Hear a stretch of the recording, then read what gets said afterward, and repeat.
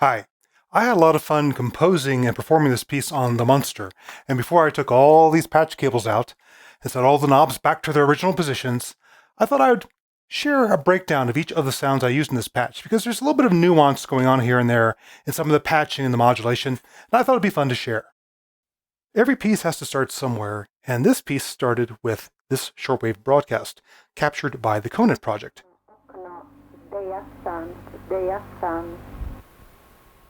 The Conant project has made a collection of various so-called numbers stations, a way during the Cold War of sending covert military intelligence messages sent from one place to another using shortwave radio, usually some sort of numbers that are supposed to be decoded later into words and instructions for the agents.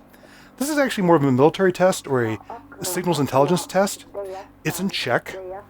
Okno stands for window. There's two different interpretations for what that could be. Window was the rumored name of a Czech signals intelligence station. Also, Okno is the name for a space surveillance station in Russia. And then Jason is the name of an Air Force base in the Czech Republic.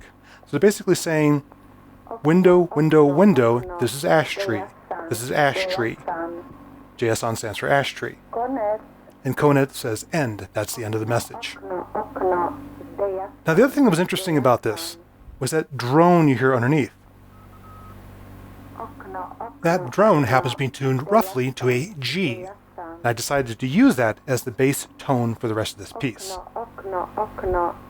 So I have this particular loop going on, and I thought, I need to come into the voice somehow. Like the voice comes out of noise or just tuning around shortwave stations. So I was trying to come up with what other noise to use. And one thing I tried was using this. Let me go ahead and do a little bit of editing here for where it's coming out. It just captured the bits of the noise and the Morse code and things like that, and made a loop of that and said, maybe this will be my background. But it was too repetitive and wasn't all that interesting. So instead, I synthesized my own noise. I have the voice from the bitbox on one side of a crossfader, and the other side of the crossfader is the noise source.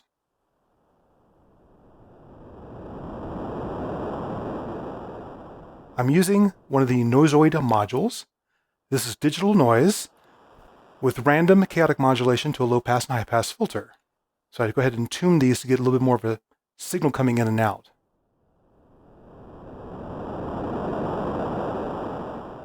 If I was to let these go full pass, this is what the noise sounds like. And I can tune it to whatever sound I want.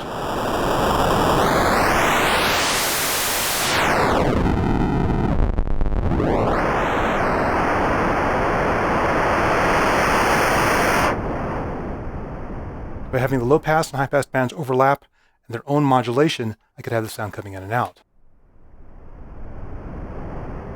And then I use the crossfader on the happy nerding to go in between those two sounds.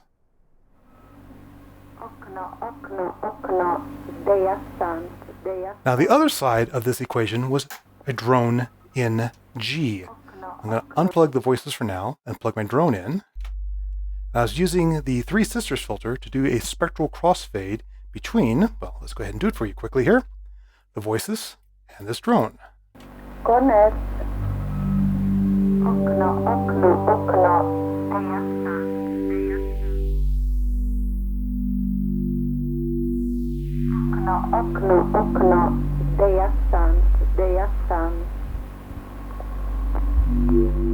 have the drone set up to be controlled by changing the cutoff with a chaotic random voltage coming from the hipster module down here. And the hipster is driving quite a few of the modulations throughout this whole patch.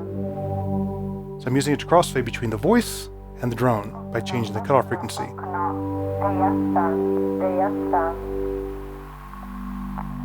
Let's go ahead and focus on that drone for a while. Turn off that modulation.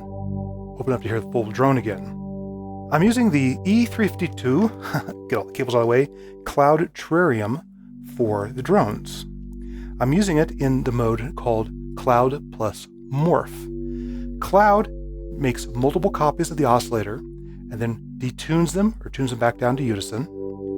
And Morph goes between the different waveforms. So let's go ahead and take the modulation out of this for now. So I took the modulation signals down to 0. So right now we're fixed on one waveform, and we have the so-called cloud sound. I can go to unison patch, or heavily coarse sound. Let me turn that up a little bit so you can hear it better. Again, I have another signal from my hipster chaotic module driving that cloud amount. Now what I found is adjacent outputs on the hipster are roughly out of phase with each other. So while one's going up, the other one's going down.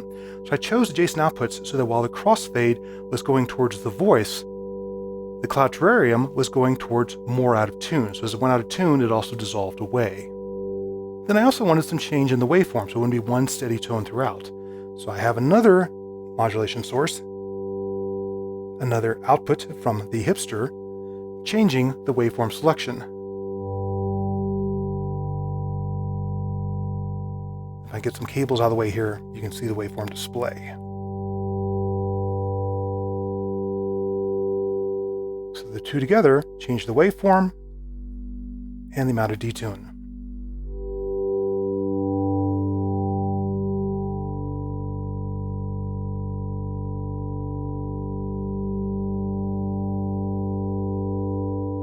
So those are the voices and the drone that start and end the piece. I happen to have it on a channel on the Praxis over here, so I can fade that up and down by itself.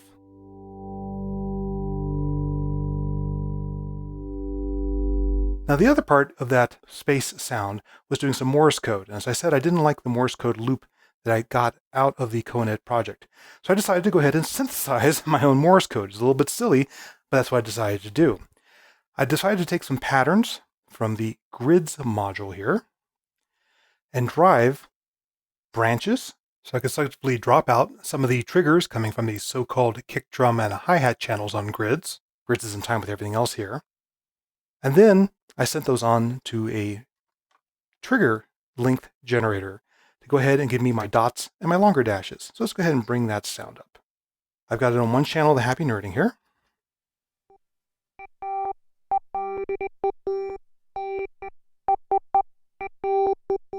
Now if I take the links down to 0, you hear the very, very short chirps. And I've put the probability up all the way. Here's my drum patterns.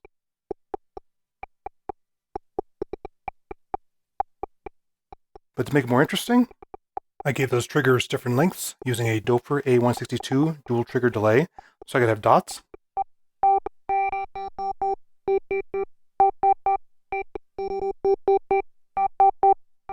And so I could have dashes, longer triggers.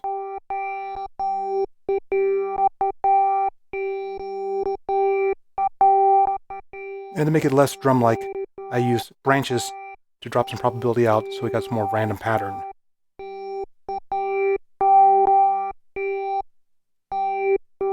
Maybe some more dots.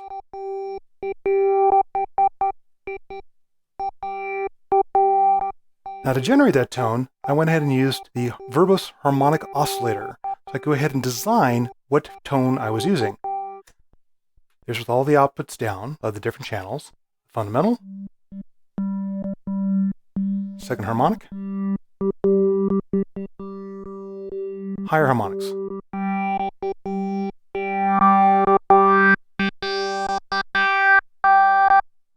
So I could change the tone of the Morse code throughout the piece by playing around with the harmonic mix.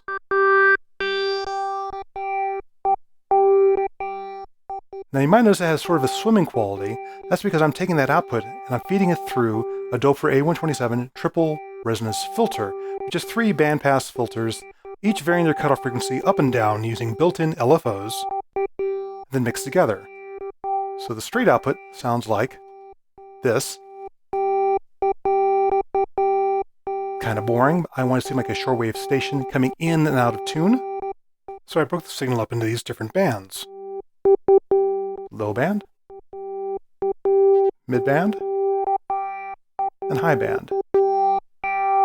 All with different LFO rates, different cutoff frequencies, a little bit of the original mixed in, and that was the signal coming in and out. Now to go ahead and gate it, I actually have the output. Let's turn this down a little bit. It's getting a little obnoxious now. I took the outputs of my two triggers, ORed them together to create one standard gate signal, and sent it off to go ahead and trigger an envelope, this bottom envelope down here on the radar. Very fast attack, short release. That then drives one channel, the erogenous tone VC8 VCA, comes to my mixer here. And the last trick on this is I want a little bit of stereo panning going on. I don't like things to be completely stuck in one place.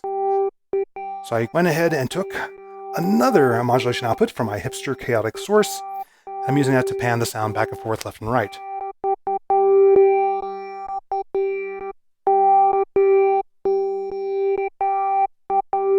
There's a pretty mellow depth. If I was to crank up the depth, you really hear it sweep around.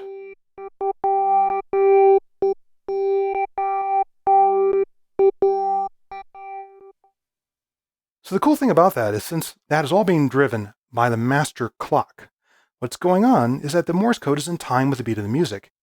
And at different points in rehearsals, I actually tried bringing the Morse code in and out in the middle or the very end as another rhythmic element. It was kind of fun, but it just didn't really work in the final performance I ended up using, so I just left it as an intro element. But anyway, why use samples when you can go ahead and synthesize your own Morse code and your own interstellar noise? That was kind of fun. So after we've introduced the drone, the shortwave voices, etc., there's a steady pulse in G that comes in, and that's this sound.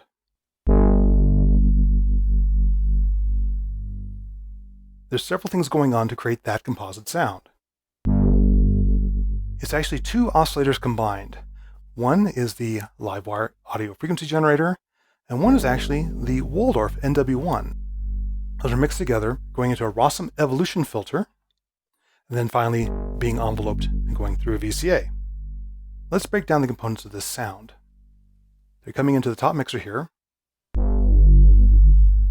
first I'll focus on the Livewire audio frequency generator.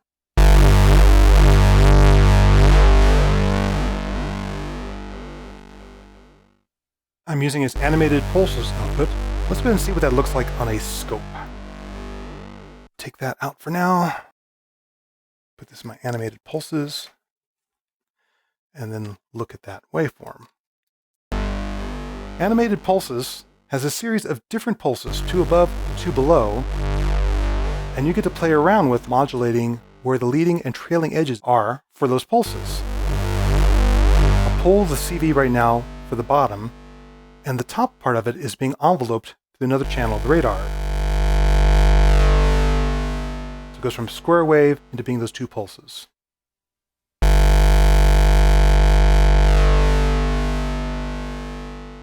And then, for the other pulses, I'm using yet another chaotic CV.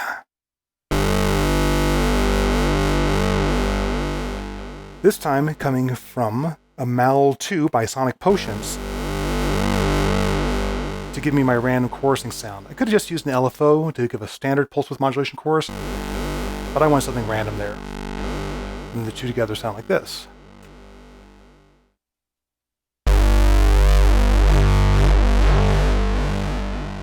Now that's a cool element, but I wanted a little bit more heft and organic sound to it. So I went ahead and added in a waveform from the NW1, the Waldorf.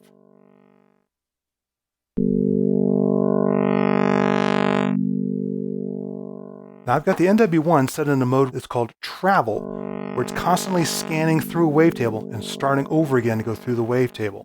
So I chose a wavetable I liked, tweaked its brilliance and its harmonic spectrum to give me some additional harmonics that were constantly changing.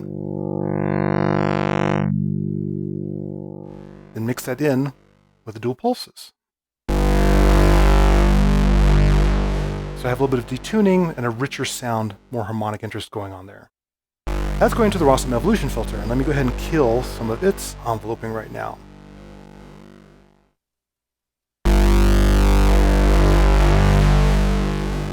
That's the raw sound.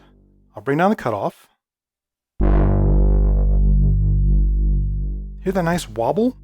That's because I am modulating it from a channel of Zadar and using one of its fancy envelope shapes.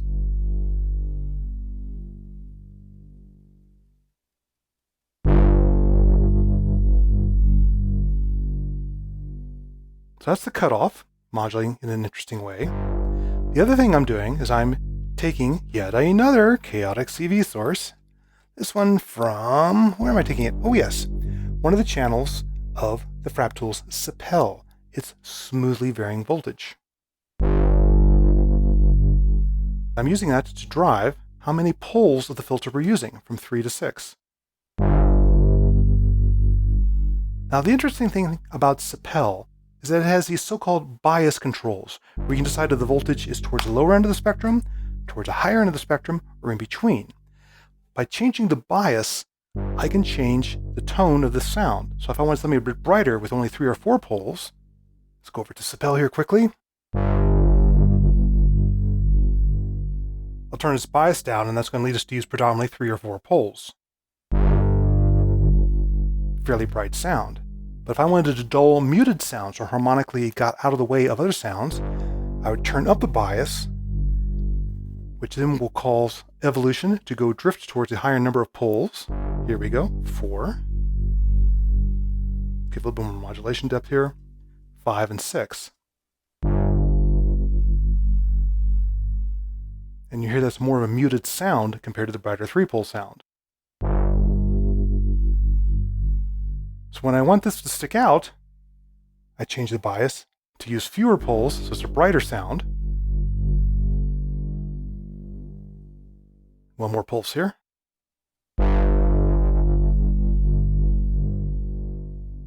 And when I want it to be a duller bass-heavy sound, I change the bias to use a higher number of poles.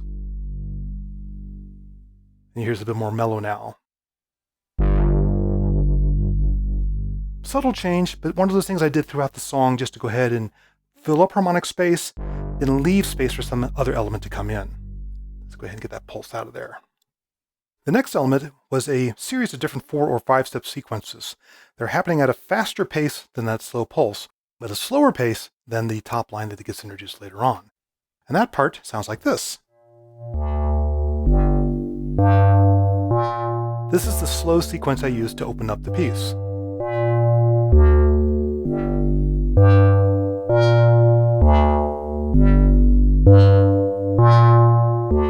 Again, this is a mixture of 2 different oscillators. They're mixed down on this lower band of this submix. One is a very digital sound from this Dove waveplane oscillator. And you can see each envelope hit is causing it to go to the wavetable on the right and crossfade to the wavetable on the left.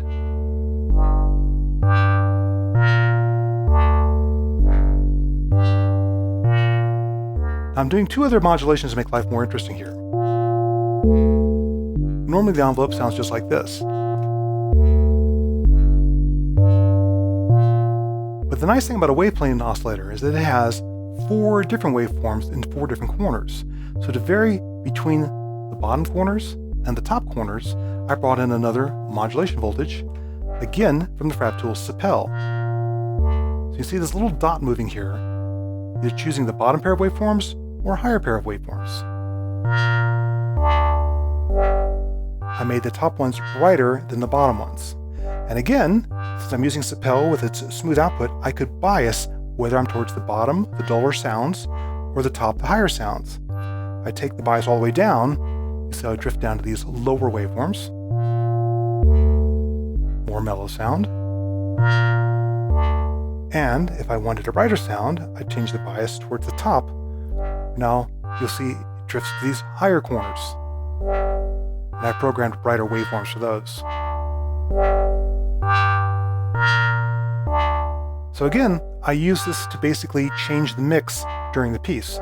When it's supposed to sit in the background, go for the bottom waveforms with a lower bias on Sepel.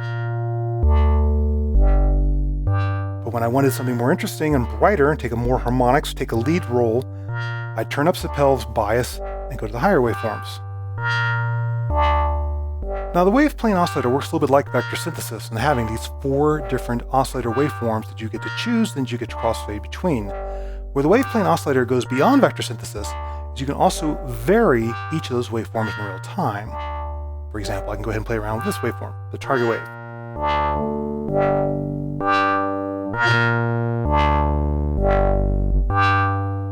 So to make that more interesting, what I did was I took a copy of this trigger from the sequencer, run it to a DivKit SSF random step to create random voltages on every trigger pulse or every note. Then I took that signal and ran that to decide who was the top right waveform.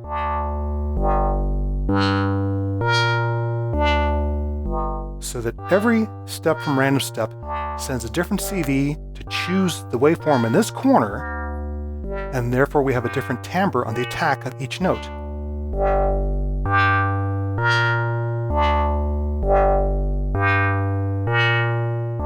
Now I have its contribution turned down pretty low. It's not doing too wide of a range of waveforms, but it's kind of interesting still.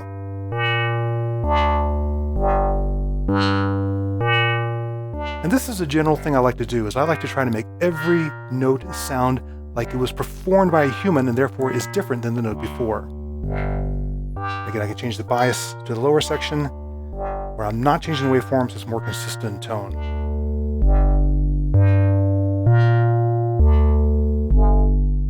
Now that's cool by itself, but I like to layer things. I like to add some more depth, a little bit of chorus, detuning, and something that's a cross between an earthy feel and a metallic feel.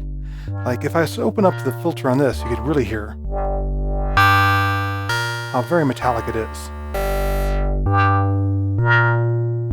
So I typically will layer an analog oscillator with digital oscillator, just like I layered the NW1 from Waldorf with the audio frequency generator. So I'm going to go ahead and tune down the wave plane and bring up my Birdkids oscillator. It has an integrated low-pass filter, and for that matter, VCA as well. You might think, oh, one VCO voice, but I'm actually using the filter in here as a wave shaper for what's coming out of the Birdkids. So I'm going to go ahead and turn down my modulation right now. Whenever you take the out jack from the Birdkids, it's actually a sub-octave divider through the filter with some resonance.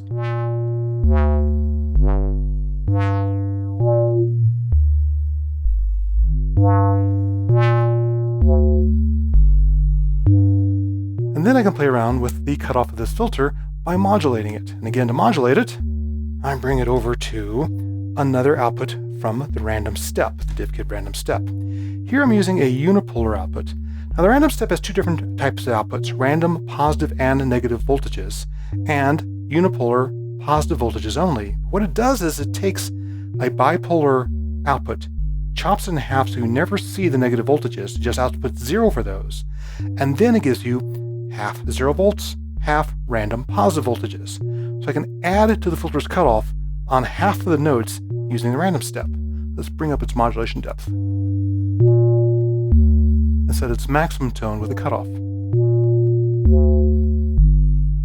And again, if I was to open up the final filter, and we'll talk about this in a second, that's its raw tone. Mix the two together, you get some nice chorusing, but also some randomness, both from the waveform changing in the upper corner of the wave plane and the filter cutoff changing on the Birdkids. Now this is all going through a Doepfer A1065 SCM filter, the Oberheim synthesizer expander module filter. And I love this filter, it just adds warmth to everything. I tried a few different filters on this patch. This is the one that worked for me. If I open up the cutoff all the way, it's almost a chime-like sound. By enveloping it, almost creating a strange metal horn-like sound. Now to give it that little bit of a wah sound to it, I am using the Zadar again. But I'm using a different envelope for the first part of the song compared to the last part of the song. The first part of the song is slow, melancholy, so I have a little bit of an attack slope here, getting that wah. And it has a little extra hump there in the attack, again going for a horn-like sound with a horn blip that has a double attack.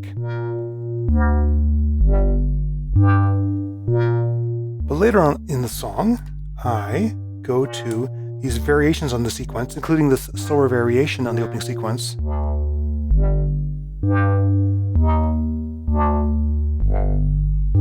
and this double time one. Now this is speaking a bit slowly, and there's more energy in the second half of the song, so I want to pick up the energy with a faster attack envelope. A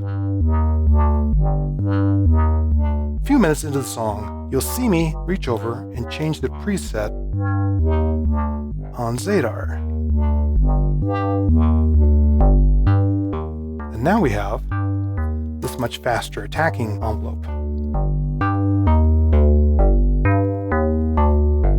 And I use that for the second half of the song to give more energy and urgency.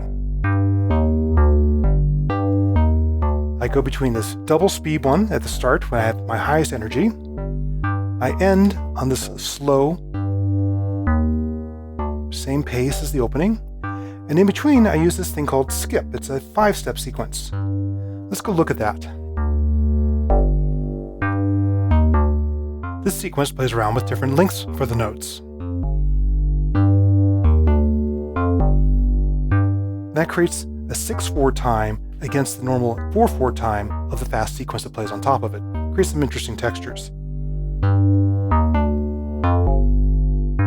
Again, you hear every note is a little bit different because I'm modulating one of the waveforms in the mix, as well as the cutoff in the bird kids, and I'm also modulating up and down between the duller waveforms. There's just a bass sequence there, something brighter where it takes up more harmonic space.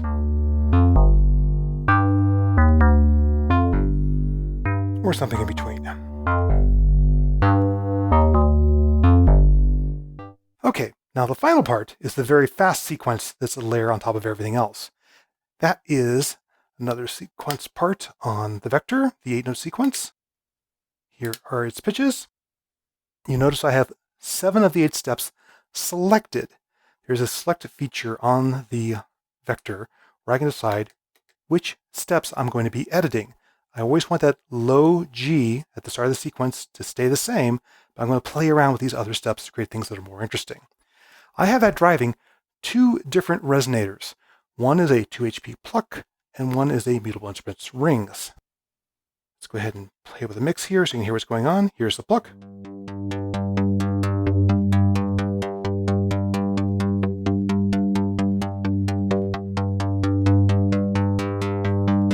And then here's rings. Rings is panned hard left and right. Well, just a little bit short of hard left and right. Whereas pluck has another random CV, this one from Random Triangle Waves out of the Studio Electronics ST16. To go ahead and have it pan around to create a nice composite stereo image.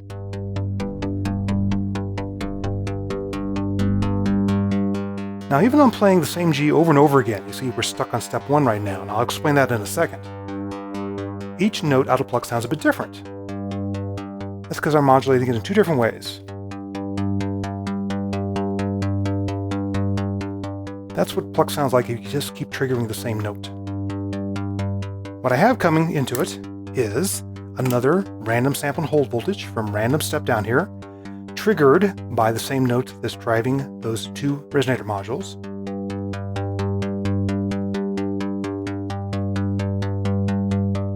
And I'm running that to damp so that every strike has a slightly different timbre to it.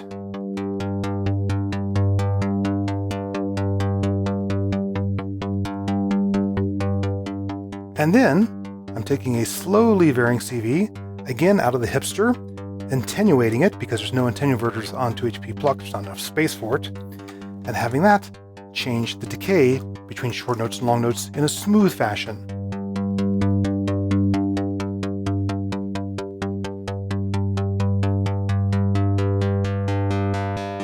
Ringing out there and going back to short notes.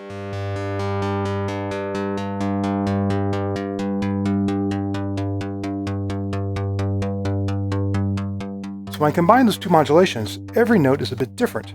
Each note has a different damping to it, as if I'm plucking the string differently, and then it's going between ringing out and being short notes.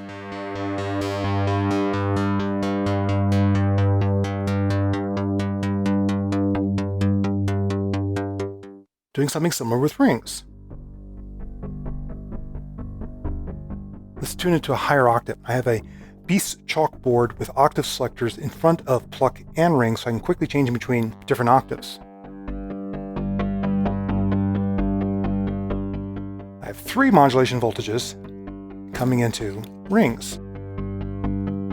Normally it's just one tone like that, but I have a slowly changing chaotic voltage from hipster again, changing the brightness, open up the damping loop so you can hear that, and increase the CV depth.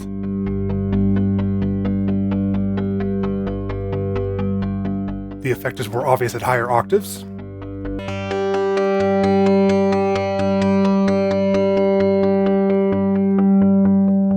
Dull notes. Bright notes.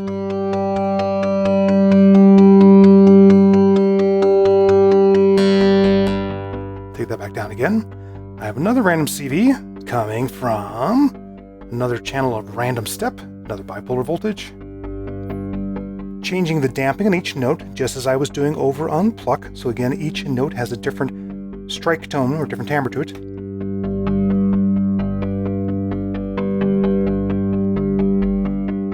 And the way that these are polyphonic modules, they have voices that overlap. You can really hear these different tones ring out over each other. And then I'm bringing one more random voltage from random step and bringing that up to string position, where you pluck the virtual string close to the bridge or in the center.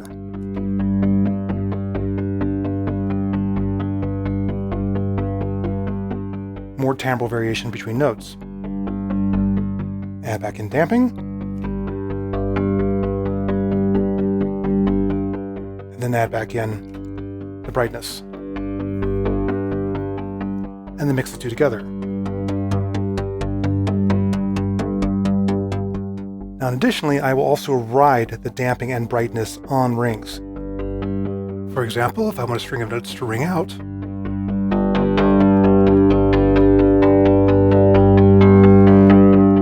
make them short. Also change their tonality from just a low thunk to something much brighter, more aggressive. And I might change them together. What octave you're playing in rings will also change its tone. If I'm way down here, just a low thud.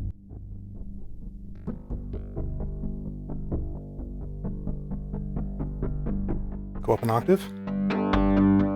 A higher octave, you'll notice it starts ringing out even more.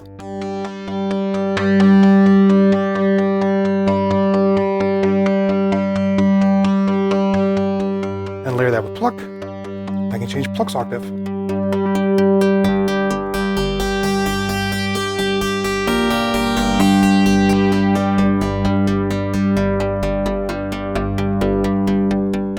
Now, of course, I don't play just this one note over and over again for the entire piece.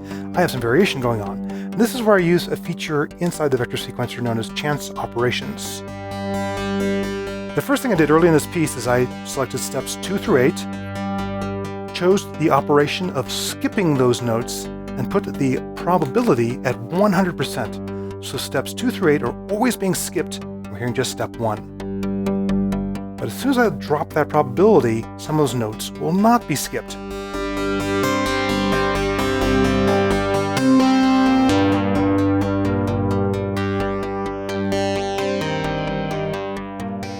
So now it sounds like the guitarist, or whoever is playing this part, is randomly picking different notes inside the scale, which is G minor. Again, here's the pitches, and you can see how the LEDs line up to what pitch is being sounded.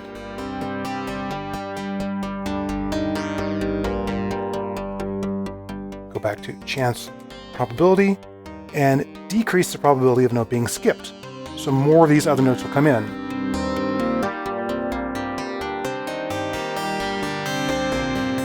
And then down to 0 probability of skipping, so we play all 8 notes in the sequence.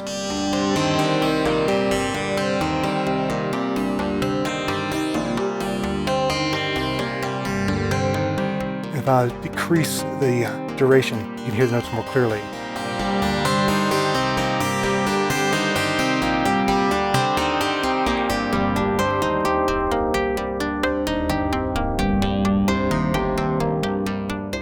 Now that's not the only trick I do. I play around with another chance operation to go ahead and double up the notes, called ratcheting. So I have notes 2 through 8 selected again. I'm going to change the chance type to a double ratchet, which is that icon. Go to probability, and then during the piece, I will start increasing the probability that some of these notes will get doubled up.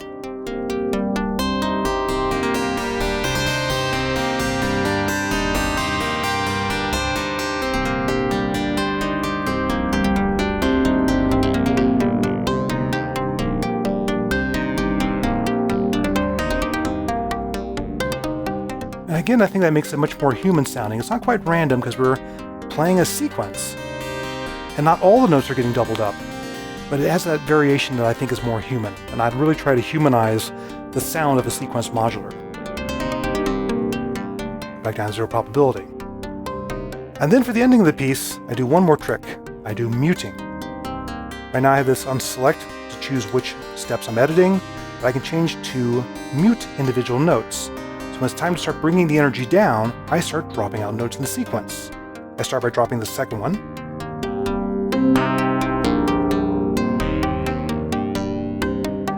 And start dropping out more notes.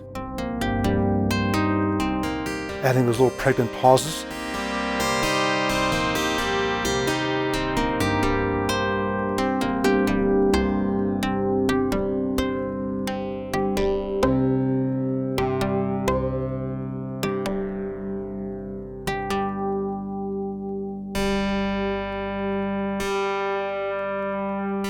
And then I have all those channels, the stereo channels from the rings and the panned channel from monophonic pluck on one subgroup on the Fractal CGM that can fade out as a group.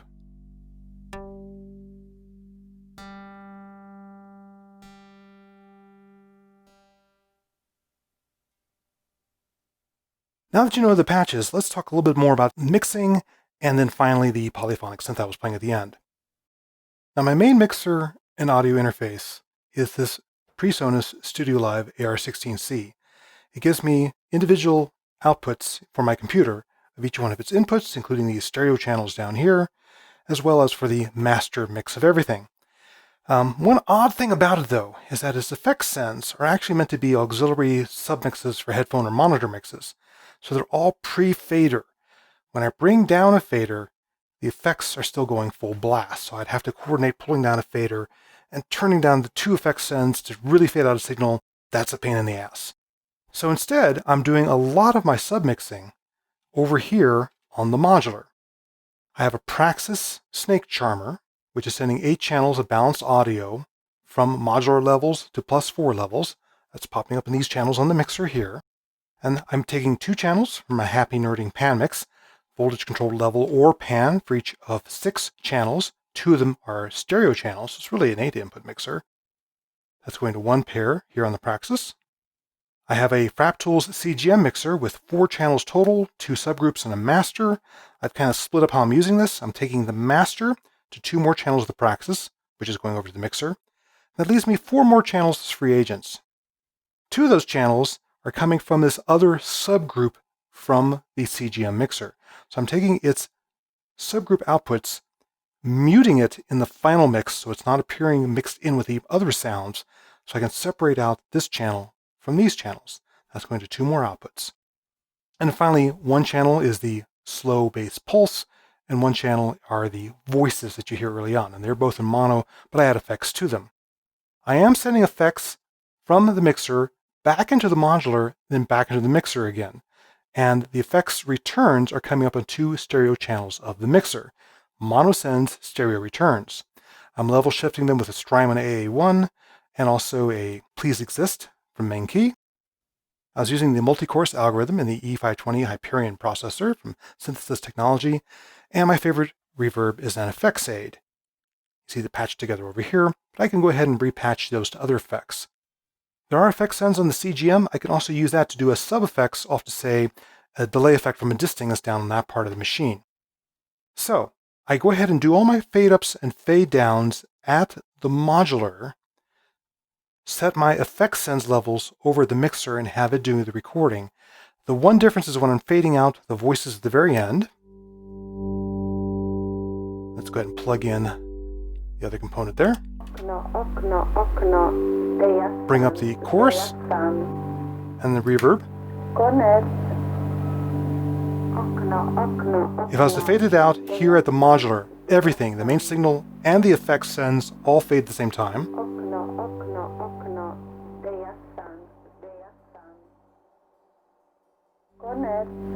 But for the very, very ending of the piece, I fade out the level on the mixer, which leaves the effects up all the way.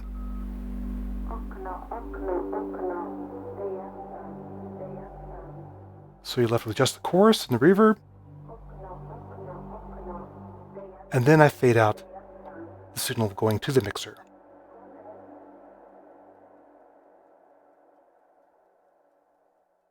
And this system's been working pretty darn well. I've really taxed it out. I did use all 8 channels of the Praxis and another 4 returns from my effects over to the mixer here. Plus I had 2 keyboards, which I'll talk about next. Pretty good. I maybe wouldn't mind adding another stereo pair here just to have that flexibility to go off the mixer, particularly for when I want to do automated panning. The upside of doing this by sending all these stereo feeds off is that when I do have automated panning, that panning is being saved on a stereo channel and recorded to my main computer as a stereo signal, so I don't have to recreate that panning move later on. Lastly, I decided to add some polysynth to this piece. I wanted some nice floating chords and pads to go over the sequencer madness that the modular was creating. Now, I was originally considering using the Korg Triton because it does come with a lot of presets, including some nice choirs. I found this light choir that I liked. Particularly if I slow down the attack and release, I could get some nice floating sort of sounds that could dovetail into each other.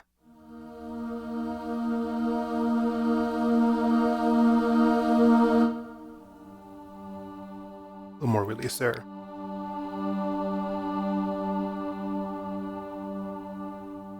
It has a particularly nice low sound.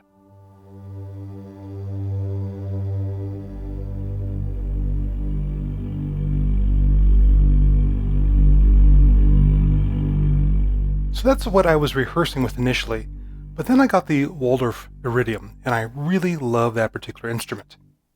Let me turn up the volume on it. It has a lot of different synthesis algorithms in it. It has virtual analog, it has wavetable, it has resonators, it has sample playback and granular synthesis, it has FM, it has several filters, it has a big modulation matrix with lots of envelopes and LFOs. It's a fun instrument. And it came with hundreds of presets. I've barely scratched the surface.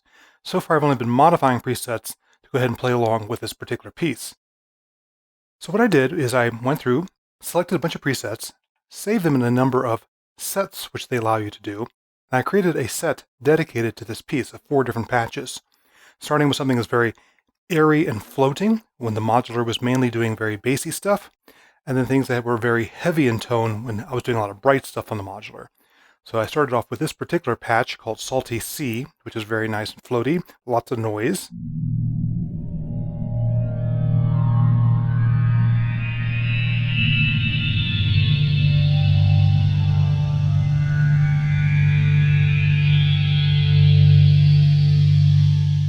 Then after I introduced one sequence, I went to the Superior Organ preset. A little more angelic.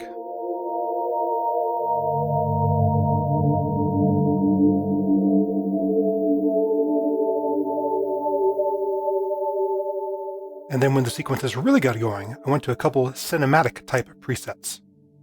Cinematica is one of them here. I love this one. There's a very delayed envelope that really comes in later and brings in another voice that's lovely.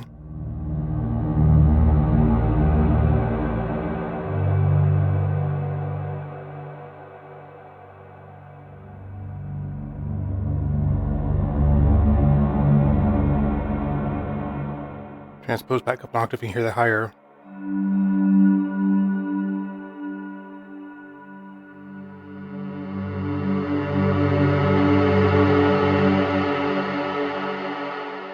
And then the final preset I played was Cinematic Orchestra, which really got heavy and harkened back to the mellotrons you used to hear in old Berlin school music that I still love the sound of.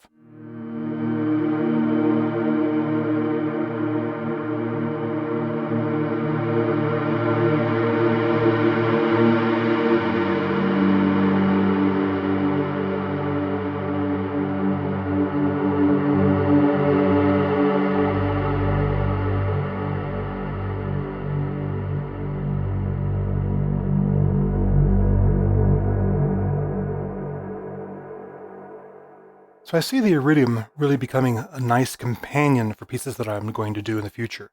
The modular is still going to be the focus of what I do in terms of sound design, sequencing, interesting things happening in the foreground, but then it'll be supported by polysynths like these, just to give me that nice floating envelope around the interesting textures from the modular. And that's the sounds and programming tricks I used for Ash Tree Window.